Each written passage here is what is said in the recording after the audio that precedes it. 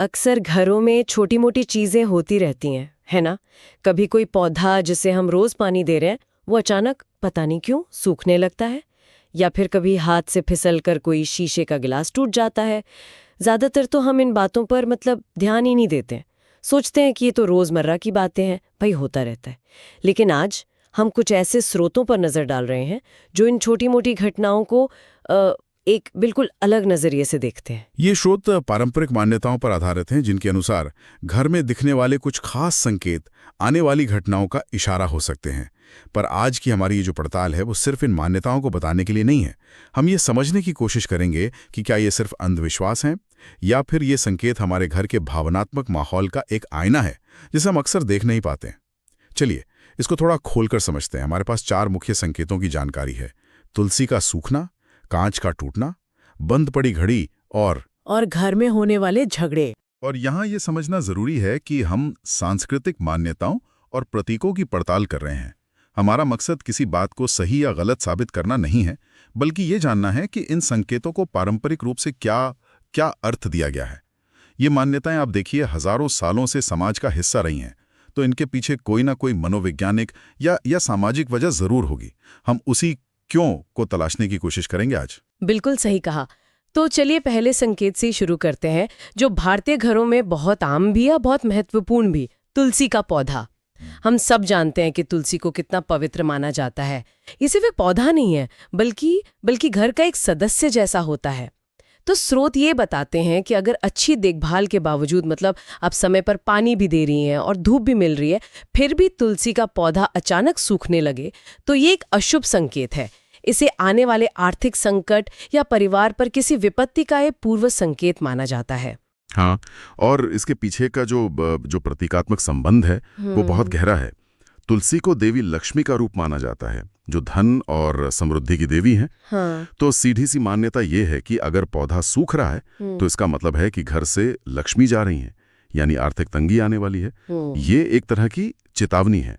लेकिन ये तो बहुत निराशावादी सोच लगती है।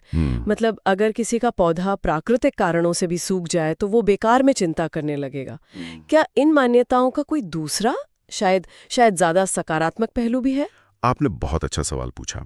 और हाँ, इसका एक और पहलू भी है जो काफी दिलचस्प है और सकारात्मक भी है। कुछ मान्यताएं ये भी कहती हैं कि तुलसी का पौधा घर की नकारात्मक ऊर्जा को अपने ऊपर सोख लेता है। वो एक तरह के आध्यात्मिक कवच का काम करता है। तो इस नजरिए से पौधे का मुरझाना असल में परिवार की रक्षा करने का। एक मिनट, तुलसी का सूखना एक तरह से अच्छा भी हो सकता है? हाँ बिल्कुल। ये तो मैंने कभी नहीं सोचा था। ये परिवार की रक्षा करने का एक संकेत है।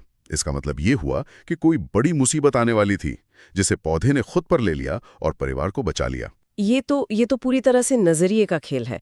आप इसे एक आने वाली आफत की चेतावनी की तरह देखते हैं या फिर एक टल चुकी आफत के सबूत की तरह? स्रोत इस बारे में और क्या कहता है? दोनों में से किस पर ज्यादा जोर है? स्रोत सीधे तौर पर इन 2 पहलुओं को अलग नहीं करते, लेकिन लोक कथाओं और मान्यताओं में दोनों तरह की बातें मिलती हैं। और ये दिखाता है कि इंसान कैसे प्रकृति के साथ अपने रिश्ते को देखता है। हम सिर्फ घटनाओं को नहीं देखते, हम उनमें अर्थ ढूंढते हैं।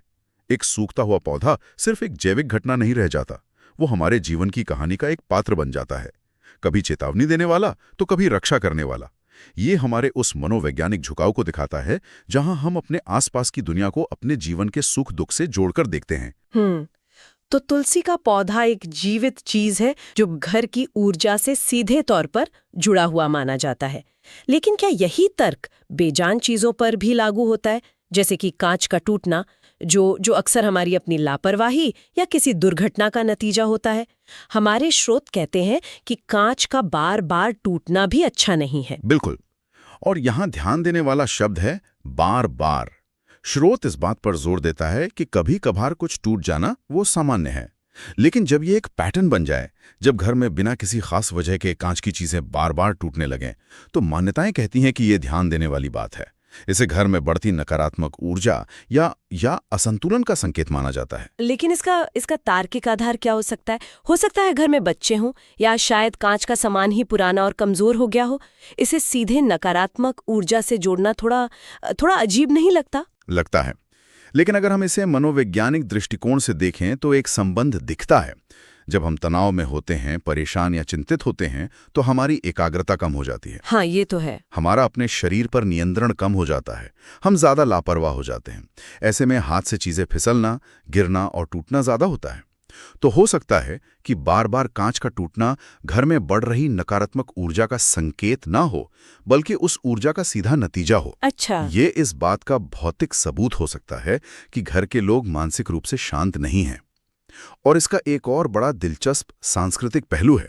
मुझे याद है, एक मान्यता ये भी है कि अगर कोई मेहमान घर आए और उसके जाते ही कोई कांच की चीज टूट जाए, हाँ हाँ, मैंने भी सुना है ये। तो इसका मतलब है कि आई गई टल गई। हाँ, बिल्कुल। यानी उस व्यक्ति के साथ आई कोई बला या नजर उतर गई और कांच ने उसे अपने ऊपर ले लिया।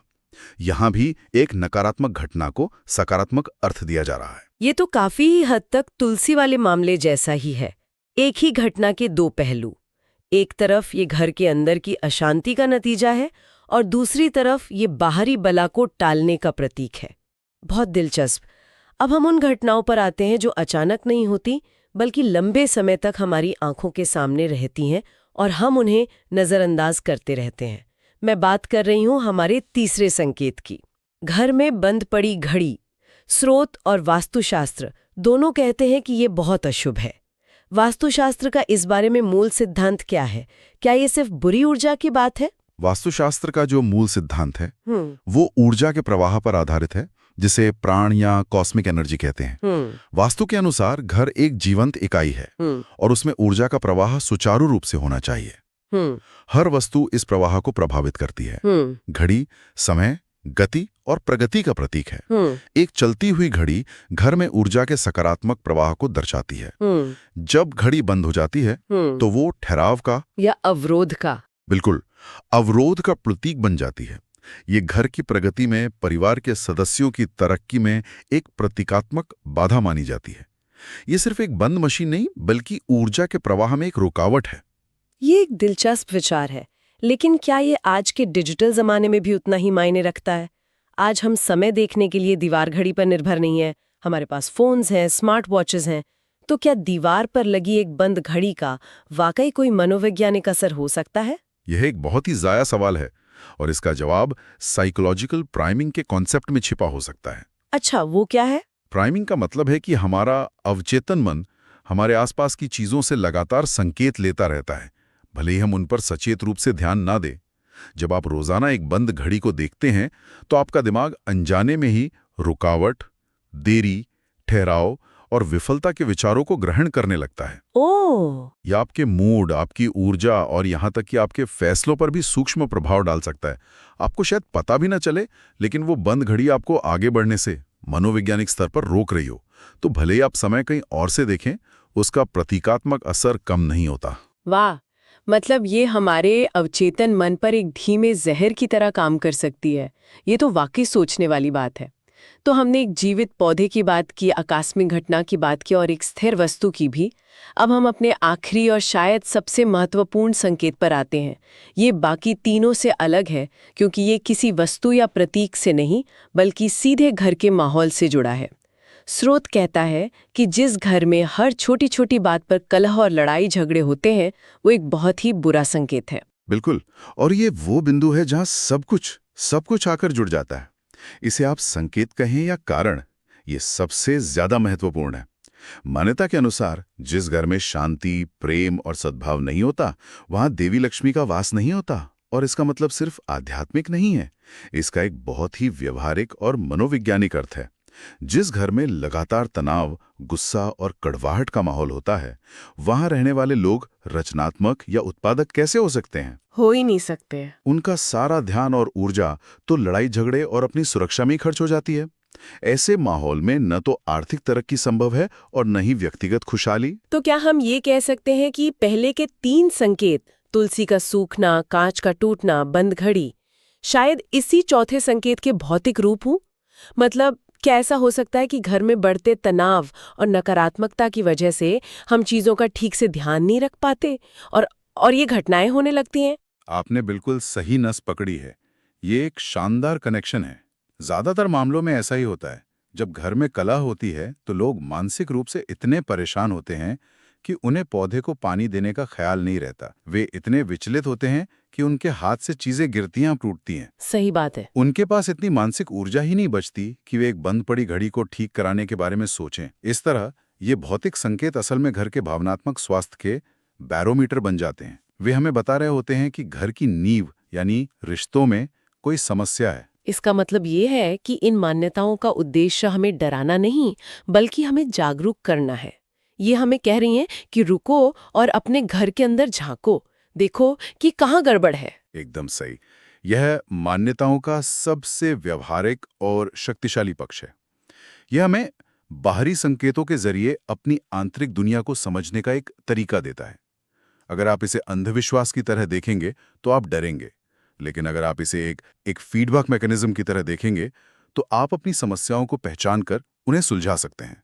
तो आज हमने इन स्रोतों के आधार पर 4 संकेतों पर गहराई से बात की। पहला, तुलसी के पौधे का सूख जाना, जिसे एक तरफ आर्थिक संकट का सूचक और दूसरी तरफ सुरक्षा का प्रतीक माना गया।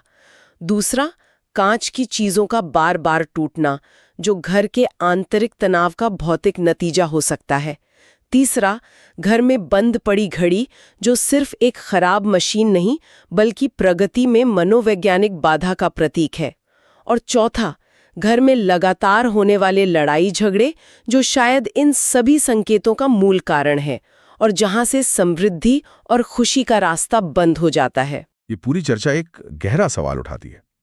इन संकेतों और मान्यताओं से परे, क्या इनका असली संदेश केवल अपने आसपास के प्रति जागरूक और सचेत रहना है? शायद एक सूखते हुए पौधे या रुकी हुई घड़ी पर ध्यान देना सिर्फ अंधविश्वास नहीं है, बल्कि ये अपने घर और उसमें रहने वाले लोगों के प्रति अधिक जिम्मेदार और सजग होने का एक तरीका है।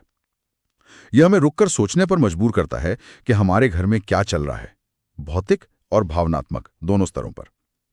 ये मान्यताएं, चाहे हम इन्हें मनोविज्ञान माने या परंपरा, हमें एक ही बात के लिए प्रेरित करती हैं: ध्यान दो। और यहाँ श्रोताओं के लिए एक विचार है। अगर इस नजरिए से देखा जाए तो हम अपने घरों में और क्या-क्या देख सकते हैं। शायद घर की दीवारों पर आती सीलन, बार बार खराब होता कोई नल या घर के किसी कोने में इकट्ठा होता जा रहा कबाड़, क्या ये भी किसी गहरे असंतुलन या नजरअंदाजी के संकेत हो सकते हैं? शायद सबसे बड़ा सौभाग्य अंधविश्वासों से बचना नहीं, बल्कि अपने जीवन और अपने घर के प्रति पूरी तरह से जागरूक रहना है, ताकि हम छोटी समस्याओं को बड़ा बनने से पहले ही ठीक कर सकें।